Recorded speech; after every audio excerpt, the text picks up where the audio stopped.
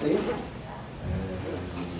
On est ici pour vous présenter une présentation sur la sociocratie et le Lean Change Method ou la gestion du changement participatif. C'est un retour d'expérience sur la mise en place de cette approche dans une grande entreprise sur un ensemble de 600 personnes. On le verra un peu plus tard. D'abord, je me présente, Étienne Laverdière.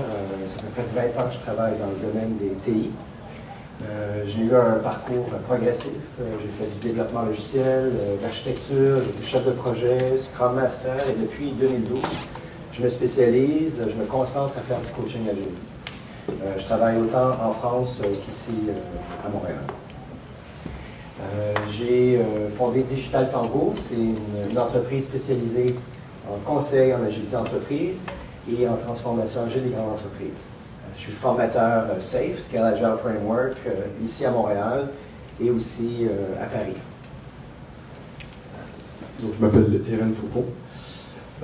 Donc j'ai commencé ma carrière il y a 11 ans en développement logiciel, enfin, comme beaucoup de coachs, j'ai commencé dans le logiciel.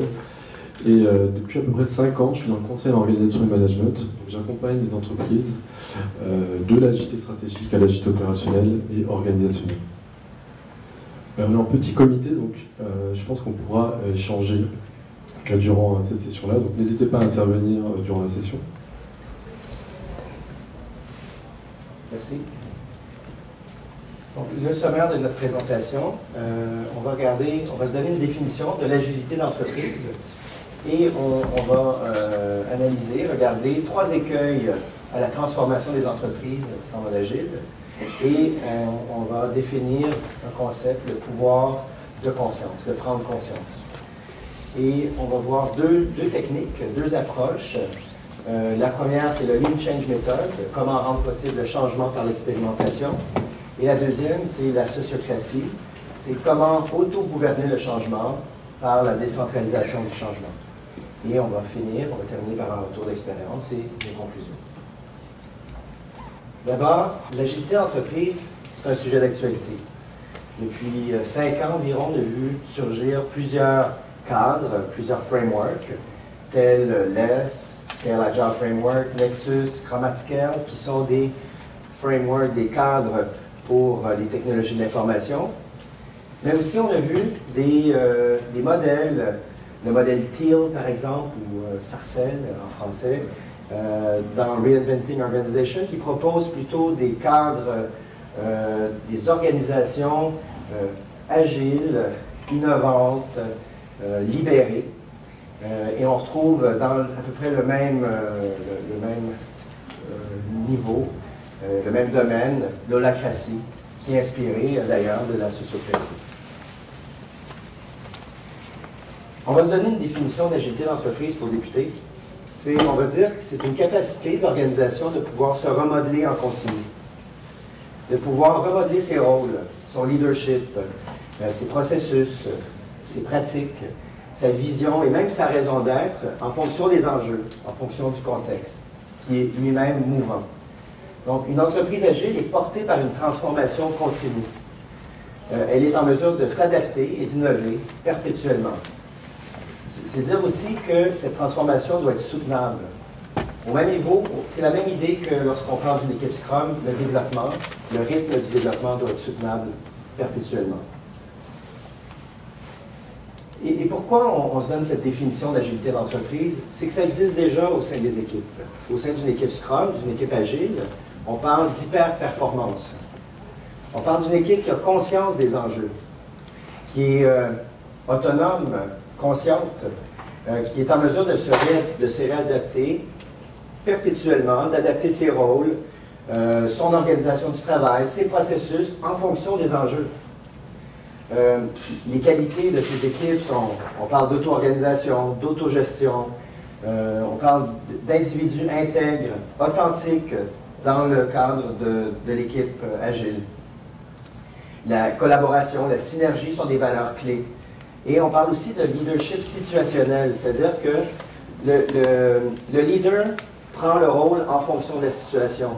Un leadership, ce n'est pas un titre, c'est une fonction émergente d'une équipe Scrum. Donc, la vision, elle aussi, est incarnée par l'équipe. Ce n'est pas le product owner, le client, le chef qui possède la vision de l'équipe. Une équipe hyper performante est en mesure d'incarner la vision du product owner. Le product owner est à la gouvernance, est au gouvernail, tandis que l'équipe incarne la vision du client, des enjeux.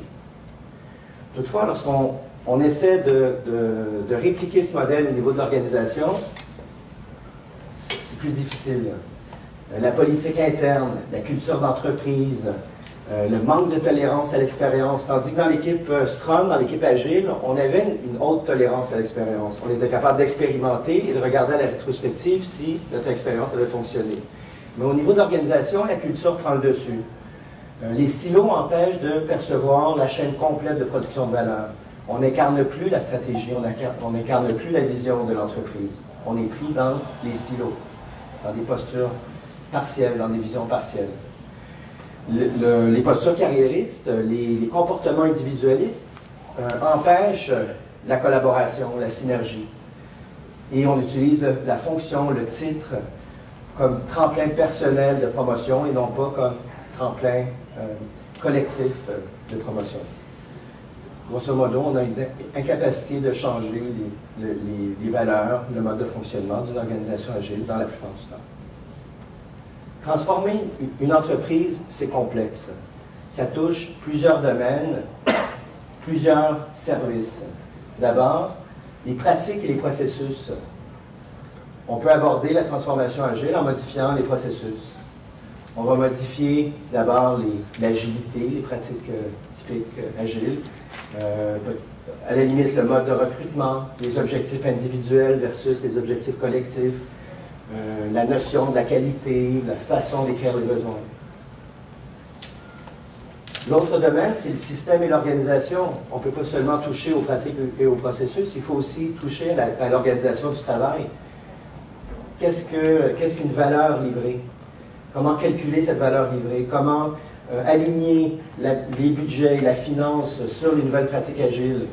L'architecture d'entreprise, la vision, la stratégie. Mettre de l'agilité dans une organisation touche aussi ce domaine. Et le dernier domaine, c'est la culture et les comportements. Les valeurs de l'entreprise peuvent être modifiées. Le haut versus le bas peuvent être aussi différents. On voit que dans une équipe Scrum, il n'y a pas nécessairement de hiérarchie. Le rôle est, comme on disait, le rôle de leadership est situationnel. Les émotions, la décentralisation des décisions, donc tout ça, c'est une culture d'entreprise, c'est des comportements. Le problème, c'est que dans une transformation agile, on touche à tous ces éléments en même temps. On touche à des comportements, on touche à des pratiques, on touche à des systèmes, à l'organisation du travail. Et le souci, c'est qu'il y a des tensions. On change... L'architecture d'entreprise décide de stabiliser son processus de prise de décision en faisant plus de documentation, tandis que au niveau du développement, on essaie de livrer plus rapidement. Et on se trouve avec, il y a des tensions qui surgissent dans toute transformation. Il y a 3 écueils. On vous propose 3 écueils à une transformation agile. Le premier, c'est qu'on a une perception partielle des enjeux. On l'a vu, chaque système a sa vision limitée et essaie d'optimiser localement ses processus, ses comportements, son système. Mais on a une perception partielle des problèmes. Le deuxième, c'est dû au fait qu'on a une perception partielle, on a un manque d'alignement des initiatives. Les initiatives de transformation peuvent se passer que dans un secteur et l'autre secteur est impacté, il y a un manque d'alignement. Ce qui fait en sorte qu'on a une incapacité d'agir efficacement. Les actions qui sont faites sont à recommencer 6 mois après, 1 an après, parce que de toute façon, il n'y a pas eu d'adhérence. Il y a aussi une incapacité à innover. Donc, dans une entreprise traditionnelle, on l'a vu, la culture d'entreprise empêche une action efficace, une innovation efficace. Ça se traduit en fait par une perte d'engagement. Donc pourquoi les transformations échouent? Et 70% des transformations échouent, ça c'est un rapport McKinsey qui dit qu'on a une perte d'engagement au niveau managérial, au niveau des collaborateurs. Et donc la première chose à faire, quand on envisage une transformation, c'est la prise de conscience. Alors certains diraient il y a la conscience de l'urgence, etc. Mais plus que ça, c'est le pouvoir de perception, le pouvoir d'alignement et le pouvoir d'agir. En rebondissant sur ce que disait Étienne juste avant. Donc tout ça, ça ne se décrète pas. Ça prend du temps dans l'organisation de pouvoir mener ces travaux-là. Le pouvoir de perception, c'est percevoir le système. Donc développer une empathie vis-à-vis du système. Typiquement, vous prenez une équipe, vous demandez à l'équipe quelle est la vision de votre équipe, de votre département, de votre entreprise, ça leur passe souvent à côté de la tête.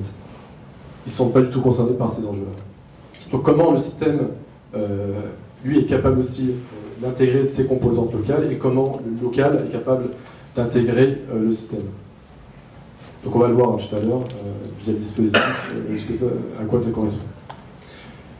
Donc toutes les perceptions sont bonnes. Si les problèmes, vous les camouflez, ils vont se refouler. L'objectif, c'est de les révéler, en fait, ces problèmes-là. Et les problèmes ne seront plus des problèmes. Pouvoir d'alignement, donc on ne peut pas forcer, en fait, des personnes, des groupes à s'aligner.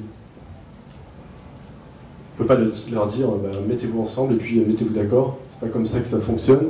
Ce que vous allez faire, bon agiliste, c'est essayer de co-aligner, de faciliter. Donc ça induit toute la posture de facilitation, etc.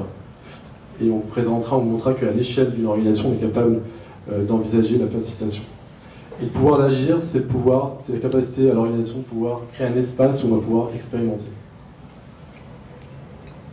Donc on entend souvent fail, fast, etc. Mais en fait, les collaborateurs, les personnes n'ont pas envie d'échouer. Donc ils n'échouent pas. Quand on leur donne en objectif, prenez des risques, échouez, ils n'ont pas envie d'échouer, ils n'échouent pas. Ils ne prennent pas de risques. Donc là, c'est plutôt créer un cadre d'expérimentation où ils vont pouvoir, certes, échouer, mais dans un contexte d'expérimentation. Donc là, on est capable de rendre possible l'innovation. Donc tout l'enjeu, c'est prendre conscience et agir en toute conscience. Donc on va rentrer un peu plus dans le détail de la méthode. Donc d'abord, pour rendre possible le changement, on le fait par l'expérimentation et on utilise la technique, la pratique du Lean Change Method. Le Lean Change Method ressemble beaucoup au Lean Change Management que vous avez vu ce matin en Jason Method. C'est les mêmes types de pratiques de gouvernance et du changement. Comment on fait pour faciliter le changement? On utilise un canvas, un Lean Change Canvas. Un canvas léger qui représente un changement.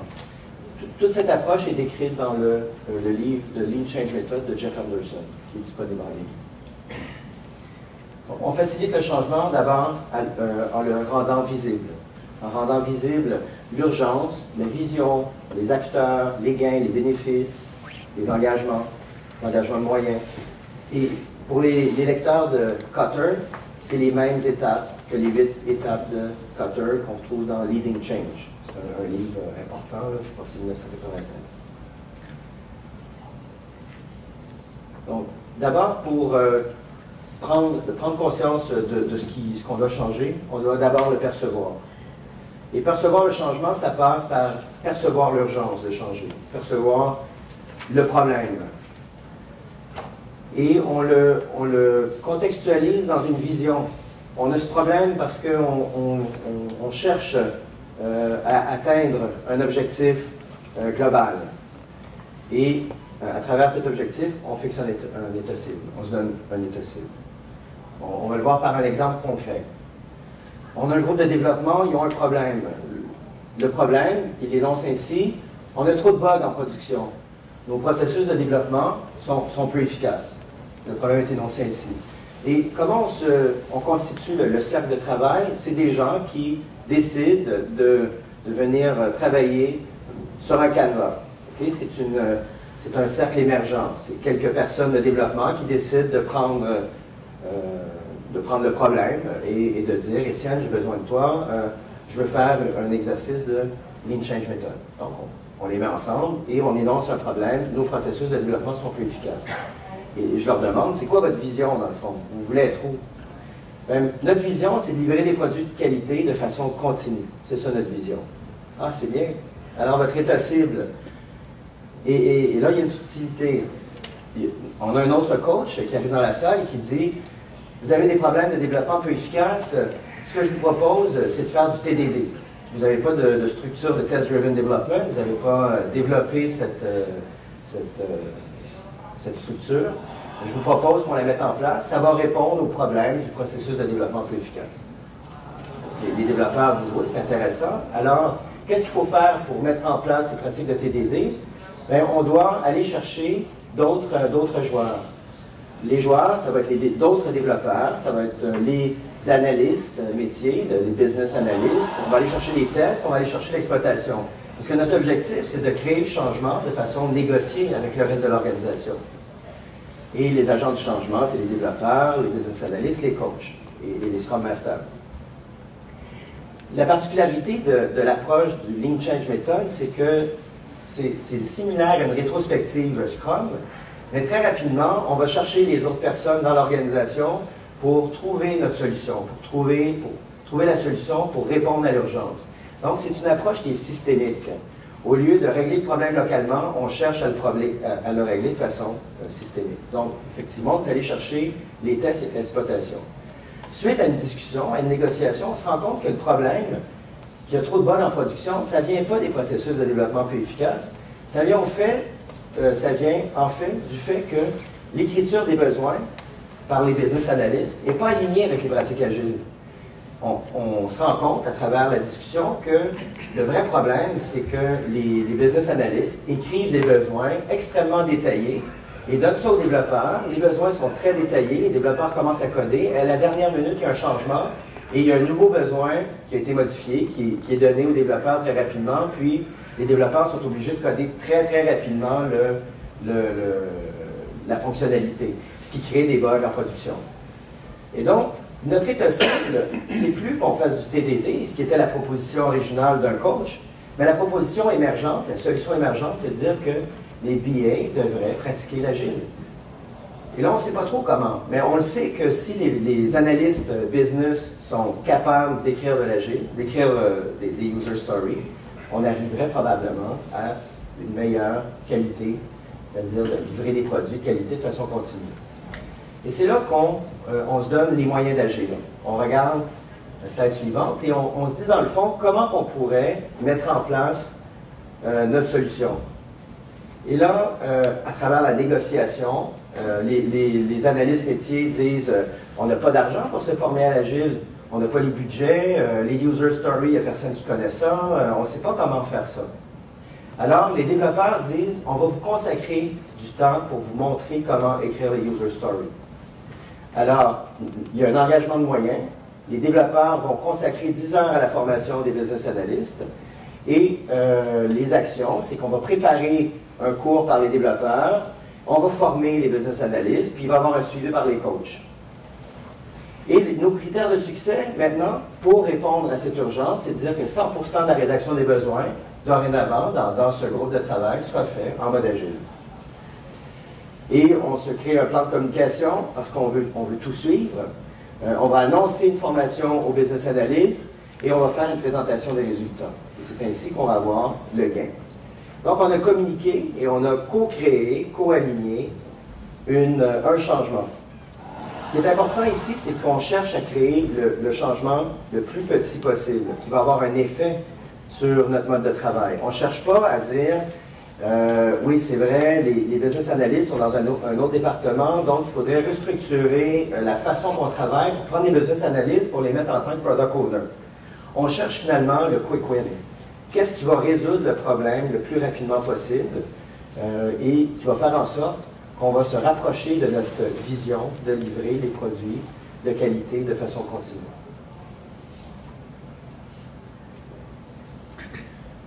Voici quelques canevas qu'on a fait. Ça fait environ 2 ans qu'on travaille, Irène et moi, sur différents projets à mettre en place cette pratique. Donc, on a des canevas de différents types. Je ne sais pas si Irène... Les canevas, en fait, ça prend beaucoup de temps à les faire. Au-delà même de ce que vous allez trouver comme contenu, de solutions en fait, qui vont émerger, ce qui compte, c'est l'alignement. C'est que les personnes qui sont autour de la table, les managers, les développeurs, les BA, enfin tout le monde autour de la table, se mettent d'accord pour co-créer le changement. Ça change aussi la posture. Hein. Le coach qui arrive avec sa solution, c'est pas ça qu'on veut. Même si c'est la meilleure solution, Si le groupe ne prend pas conscience de ce changement-là, la solution en fait, elle va paraître artificielle. Et souvent, et c'est ce qui est un facteur d'échec en fait, dans les changements, dans les transformations. Donc, ça prend du temps de le faire. On l'a fait donc avec des comités de direction, on l'a fait avec des équipes de managers, des équipes de réalisation. Ça peut prendre 2 mois, 1 mois, 3 mois, et ça se travaille en continu. Tout à l'heure, il parlait de rétrospective, on met à jour continuellement le canevas. Donc on peut le cibler sur des actions ciblées, comme on vient de le voir là, mais ça peut être plus général au niveau de l'organisation. On est capable, ou au niveau d'une équipe, d'intégrer toutes les composantes externes à l'équipe. Et il n'y a pas seulement un canevas dans une organisation, il y a autant de canevas que de prise de conscience d'un problème à régler. Il peut y avoir un canevas pour les tests, un canevas pour les DevOps, un canevas pour un département. Donc il y a plusieurs initiatives qui peuvent partir en même temps et s'aligner de la même façon. Donc si on résume très rapidement ce que c'est qu'un changement agile, dans cette logique Lean Change, etc., tout à l'heure tu parlais de petits, donc à l'instar de ce qu'on peut faire dans des équipes Scrum, l'objectif c'est de formuler, de s'aligner en fait sur un changement qui va avoir le plus d'impact possible en peu de temps. C'est l'équivalent du MVP, Minimal Viable Product, on parle de Minimal Viable Change. Donc c'est le plus petit changement aspiré qui va impacter l'organisation.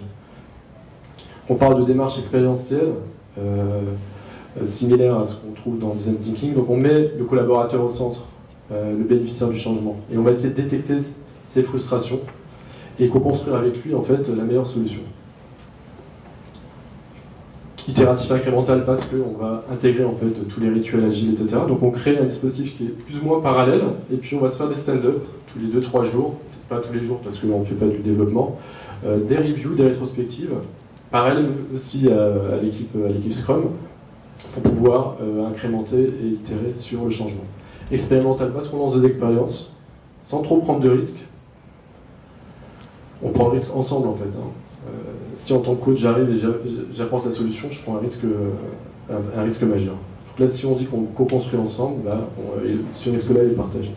Les startups, alors le Lean Change, c'est basé en fait sur les démarches Lean Startup, c'est d'imaginer le Lean Startup au sein d'entreprises. Donc l'objectif c'est de faire pousser les jeunes pousses. Donc s'orienter, trouver les personnes qui sont plus prédisposées à changer, les early adopteurs de la transformation du changement. Donc on va chercher toutes les personnes qui sont concernées mais qui sont motivées aussi par le changement. C'est aussi le côté disruptif de la méthode. Et donc c'est continu puisque le changement il est continu. Donc les initiatives se lancent dans tous les sens, c'est des initiatives qui peuvent commencer, qui peuvent s'arrêter en continu. On peut en avoir pas mal. Elles suivent toutes en fait 4 phases, pas nécessairement séquencées, mais au moins qui commencent avec la prise de conscience qu'on a vu tout à l'heure. Donc ça commence par là. Donc pas de prise de conscience, pas de transformation. Et en général, quand on conduit des transformations assez classiques, des cabinets de conseil assez classiques, on pense déjà à institutionnaliser au niveau de toute l'organisation, cadrer toute l'organisation. Là, on prend conscience, ça prend des mois, plusieurs mois. Ça n'empêche pas de lancer des quick wins en attendant.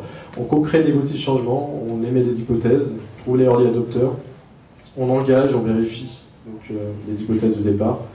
Et à la fin, mon but ultime, c'est que les comportements vont se viraliser sans que l'on soit au courant. C'est vraiment ça l'objectif. C'est pas de contrôler, de mettre des PMO pour contrôler la transformation, ça doit se faire tout seul. C'est l'objectif ultime. Et donc là, on peut se poser la question de si on institutionnalise les processus qui pourront émerger. Oui. Oui, oui. Très intéressant, c'est que en fait, tout ça c'est parallèle au processus Scrum, exactement. Perspective d'équipe. C'est comme en dehors, c'est pas le même. C'est pas juste dans une équipe qu'on fait ça, faut aller chercher. Exactement. Et donc comment on fait pour organiser ça? C'est-à-dire qu'il faut du temps quand même pour faire avancer ces idées-là. Comment est-ce que vous avez vécu des expériences? C'est la suite. Ah, c'est la suite. C'est la suite. Donc la question c'était, c'est parallèle à Scrum et comment on fait pour organiser le changement parallèle au processus opérationnel de développement, parce que ça prend du temps. Et donc toute la gouvernance, c'est la suite de cette présentation. C'est une excellente question. Alors ça prend du temps, mais c'est un investissement. Donc si je ramène toutes les personnes qui sont concernées, elles seront moteurs et puis là on fera un gain significatif. Si on se met à dos des personnes, on créera plus de tension dans l'organisation. Mais on va rentrer un peu plus en détail dans les modalités. Donc on lance des initiatives dans tous les sens, etc. Mais la question qui peut ressortir, c'est finalement comment on fait pour s'orienter tous ensemble vers la même destination. Si chacun lance ses propres initiatives, on va se retrouver à avoir des initiatives certainement qui vont être contradictoires. Donc on se base sur un canevas stratégique qui va évoluer dans le temps, comme un canevas au niveau local. Et tous les 3 mois, 6 mois, donc la saisonnalité elle est plus grande, on va mettre en place des reviews, donc des démonstrations des changements, des rétrospectives, et on sera capable de remettre à jour le canevas. Donc on est dans un processus de transformation en continu. Donc de cela va émerger en fait des canevas locaux sur telle ou telle problématique transverse. Ça peut être une problématique RH, ça peut être une problématique d'agilité opérationnelle, Scrum, ça peut être n'importe quelle problématique de transformation. Une façon de faire, c'est de commencer avec le steering, c'est lui qui est plus ou moins investi par cette tâche-là, et puis ensuite faire en sorte que ça soit co-construit. Donc le canevas stratégique il est peut-être amorcé, mais en consigne, c'est de faire en sorte que le canevas, c'est le canevas de tout le monde. Donc il y a des manières de faire pour pouvoir co-construire ensemble ce canevas-là. De toute façon, tous les 3 à 6 mois, on le remet à jour avec tous les agents du changement. Donc tout le monde se met dans un cycle itératif qui est parallèle à l'organisation. Donc on a parlé des artefacts, des moyens, etc. Maintenant, la question de l'humain et comment on rentre dans ce dispositif-là, comment ce dispositif-là s'autogouverne.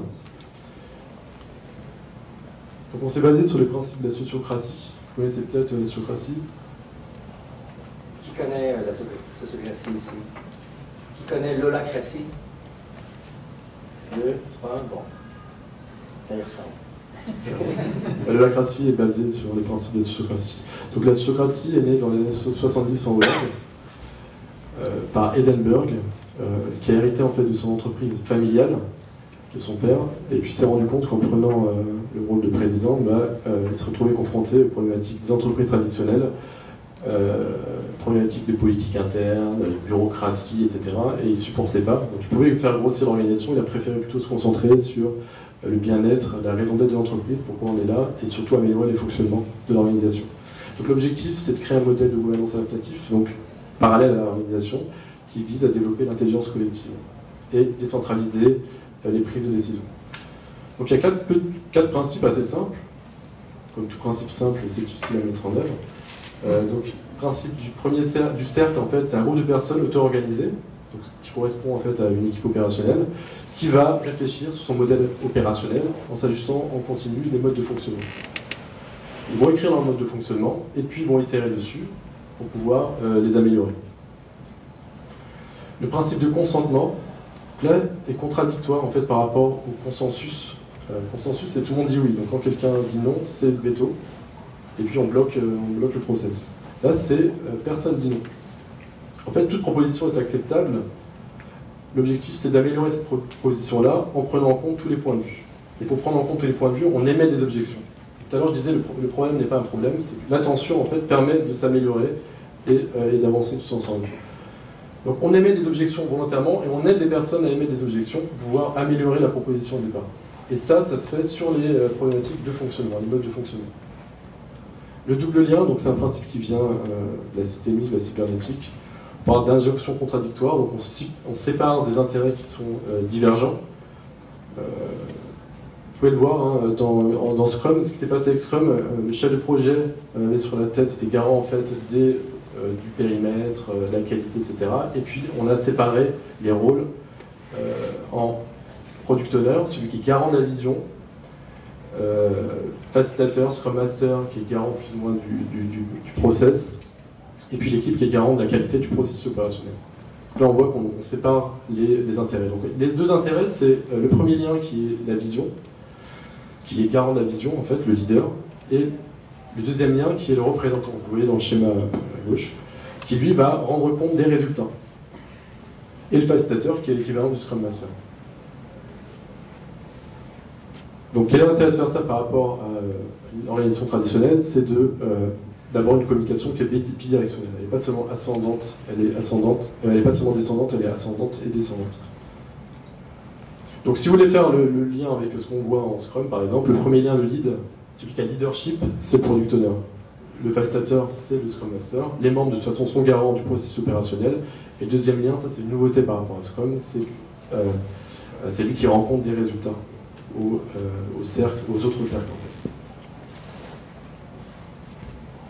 Donc, et puis, un point important, c'est que le second lien, vous voyez, le représentant, appartient automatiquement au cercle supérieur.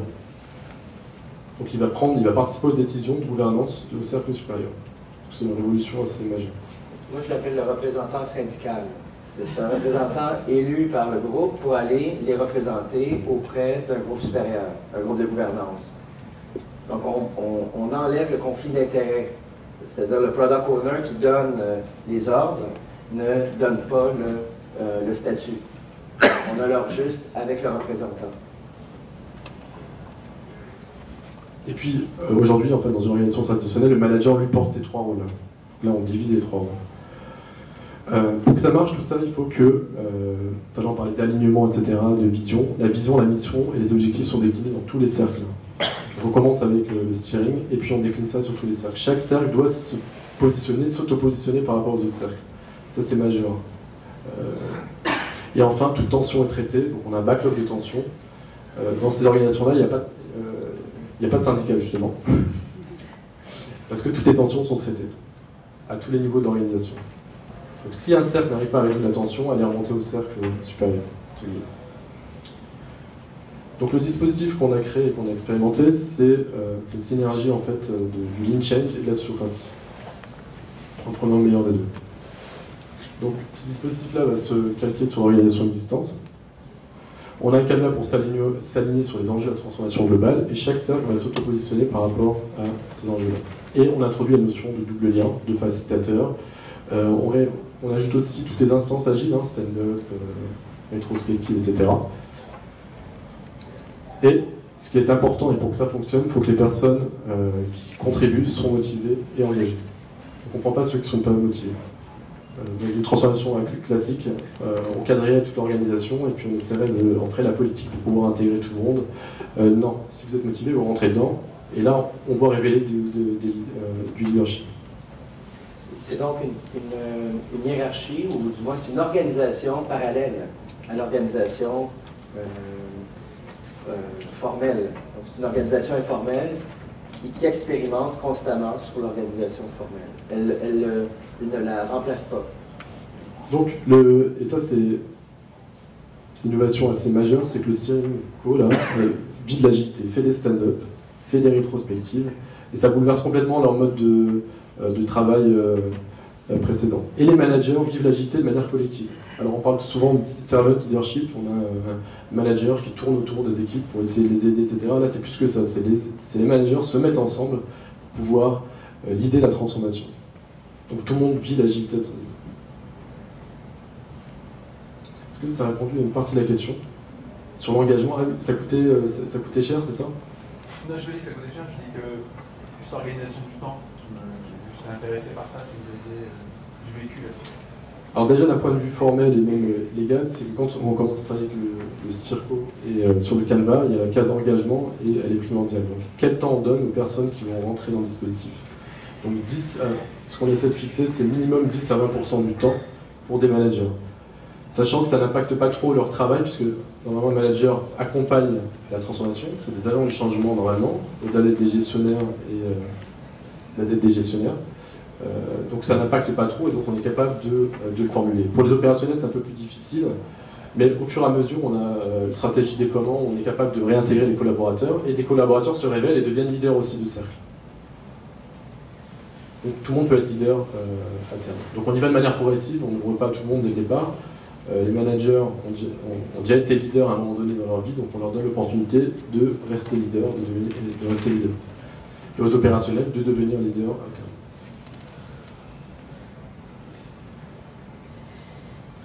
Donc, si on veut résumer, dans un premier temps, la vision du système est réajustée par les feedbacks constants.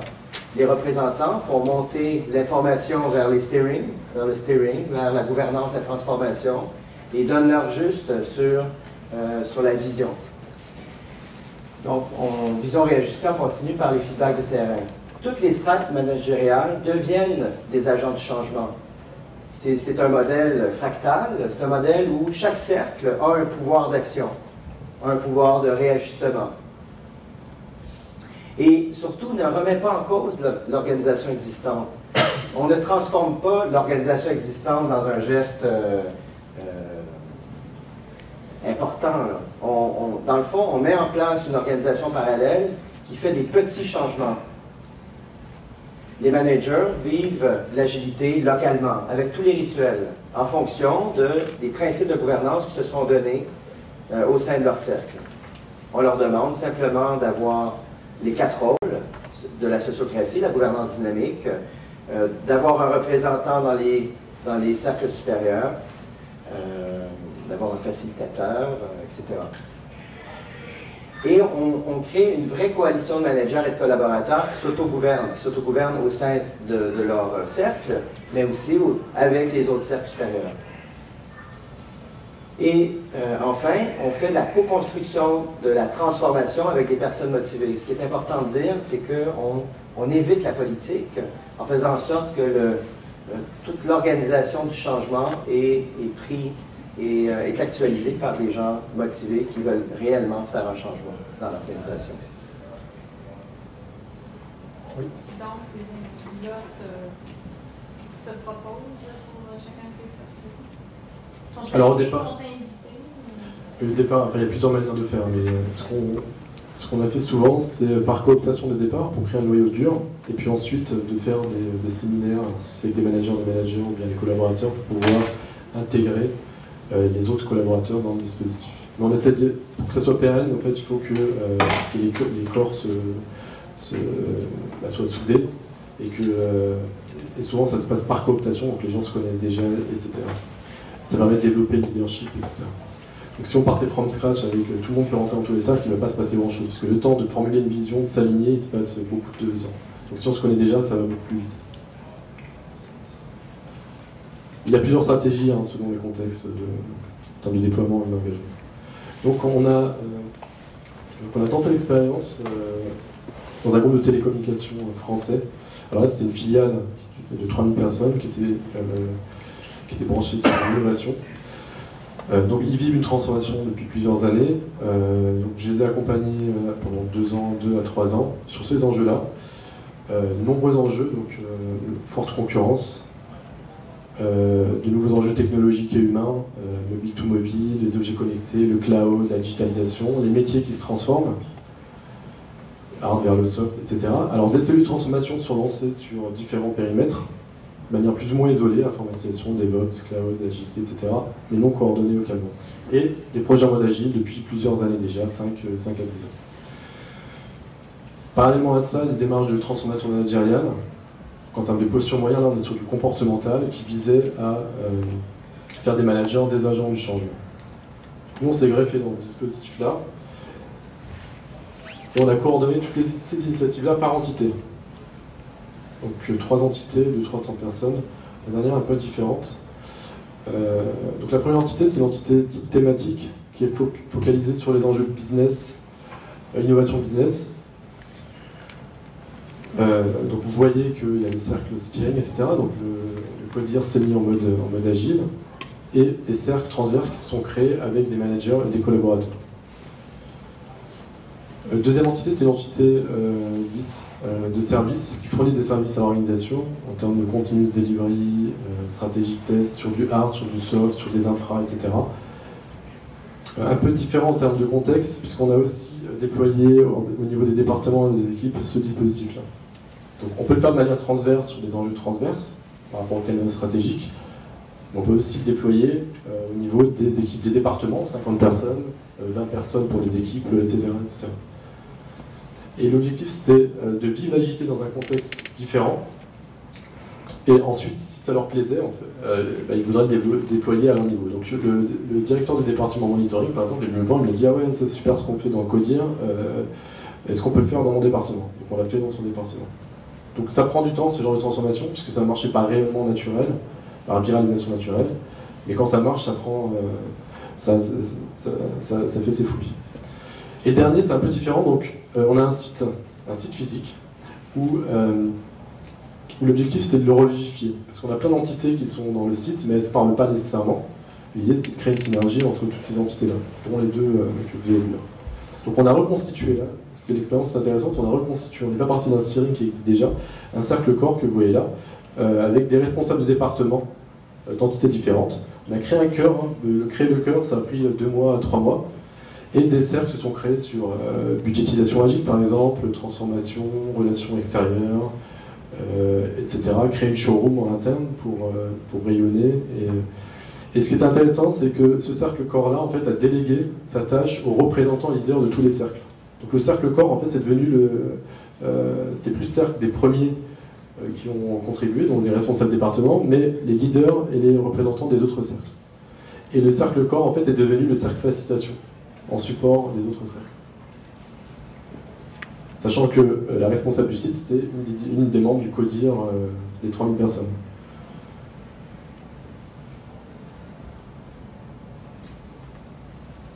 Il reste 5 minutes.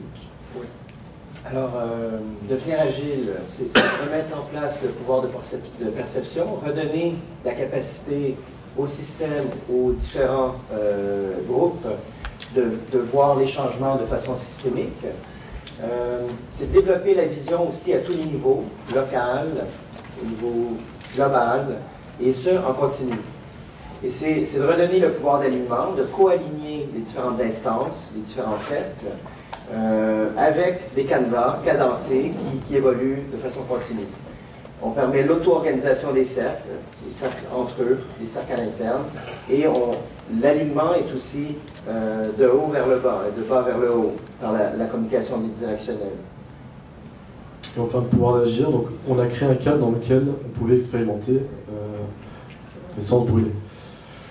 Les solutions émergeaient, donc les premières solutions ne sont pas toujours les bonnes, mais on est dans une démarche expérimentale, donc même si par exemple j'avais la solution en tête, je ne la disais pas, fur de communication. Et le Canva aussi c'est un moyen de se former, parce qu'on évoque des nouveaux sujets, et c'est un outil, c'est une trame en fait pour pouvoir se former en live, en discutant tous ensemble. Et le problème devient une opportunité. Pardon. Donc, les bénéfices observés. Le bénéfice direct, c'est de dire finalement que les comités de direction, les CODIR, et les équipes et les managers vivent vraiment l'agilité. On limite les tensions politiques dans la transformation parce que la tension politique, on la met dans une structure virtuelle qui expérimente constamment sur la structure formelle. D'une certaine façon, c'est du Test-Oriented Organization. C'est une forme de TDD, mais au niveau organisationnel. Et on réactive l'innovation à tous les niveaux. Parce qu'on a mis en place une structure où il est sauf d'expérimenter, l'innovation est naturelle dans tous ces cercles. Et à terme, on peut aussi modifier la structure de l'organisation. La structure virtuelle peut avoir un impact au niveau de la culture, au niveau des modes de communication, sur la structure formelle. Et on peut aussi introduire des nouvelles notions d'agilité d'entreprise. Un point que Irène n'a pas soulevé, c'est que le cercle de budgétisation a expérimenté le portfolio agile de SAFE dans leur contexte et l'ont adopté à terme. Donc, les modèles d'agilité d'entreprise, SAFE, DAD, LESS, peuvent faire objet d'une expérimentation des différents cercles. Donc, la conduite du changement, la gestion du changement arrive en premier et le cadre, le choix du cadre arrive après. Porté par des collaborateurs et pas par des consultants qui viennent de l'extérieur. Et répond à une urgence qui a été co-négociée, répond à un besoin, répond à une vision et non pas, n'est pas déclaré par le upper management. À partir d'aujourd'hui, on fait du SAFE, puis on amène les consultants SAFE. Je suis moi-même un consultant SAFE, donc je vous dis ça avec un sens de cause. Et les gros points d'attention, alors ça c'est indispensable à avoir en tête quand on commence une transformation, c'est qu'on a le cadre, on a les frameworks, et s'il n'y a pas de leadership, ça ne fonctionne pas. Donc on a plein de cercles qui sont morts parce qu'il n'y avait pas de leader, ils se sentaient investis parce que c'était déjà manager. Finalement, il n'y avait pas de vision qui émergeait, ils ne savaient pas nécessairement relier les personnes dans les cercles, et donc ça mourait. Et le leadership à tous les niveaux. Donc, oui. C'est une partie du jeu, donc ça meurt, j'imagine, canevas qui ne donne rien. Exactement. C'est bien ça. Mais on peut se dire que le leadership est primordial au départ. Si le directeur se sent forcé de le faire, ça ne va pas tenir très longtemps. Pas à tous les niveaux. Est-ce qu'il est possible dans ce modèle-là d'adhérer de manière volontaire à certains cercles ou à tout là? Ah oui, en général, on apporte, les gens qui sont volontaires appartiennent à plusieurs cercles. Donc 1, 2, 3 cercles, et après ça devient trop supporter. Et une deuxième question, peut-être un peu plus théorique, parce que vous parlez de l'organisation parallèle, l'organisation formelle, l'organisation informelle. Est-ce que, dans votre expérience, vous avez vu l'organisation informelle, comment dit l'organisation formelle, finalement disparaître par, je ne veux pas dire manque d'usage, mais par... On ne l'a pas dit, mais c'était induit en fait dans cette logique-là, c'est qu'à terme, si les gens trouvent plus que du plaisir, mais arrivent à avoir un bénéfice au niveau global de cette transformation-là, ils vont tous, l'idée c'est de migrer vers cette nouvelle organisation. Donc ça pourrait jouer sur juste le facteur d'engagement, passer de 20 à 30, de 40 à 50, et puis au fur et à mesure, peut-être tout le monde, toute l'organisation va passer en fait dans ce mode-là. Et là, on pourrait dire qu'on est une organisation agile. Comme ce qu'on voit en Socratie ou Lacratie, sauf qu'au lieu d'arriver à Lacratie en déclinant en fait toute leur Bible, on y va parce qu'on devient conscient en fait. Je vous remercie.